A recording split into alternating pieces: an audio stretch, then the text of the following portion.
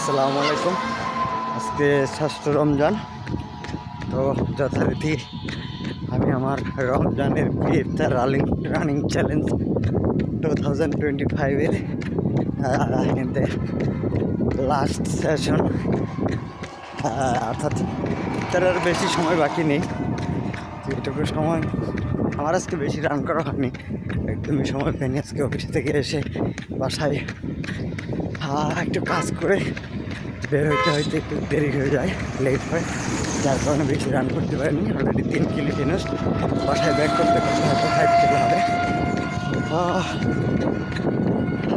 সবাইকে আবারও আমন্ত্রণ জানাচ্ছি, সবাই রানিং চ্যালেঞ্জটাকে গ্রহণ করুন। নিজের স্টেমিনা, নিজের এফিসিয়েন্সি নিজেই টেস্ট করুন।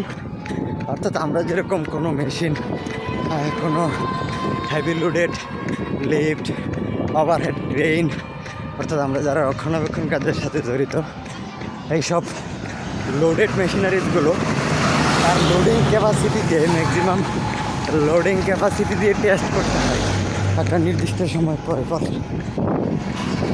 আদারওয়াইজ দুর্ঘটনা ঘটার প্রবণতা বেড়ে থাকে।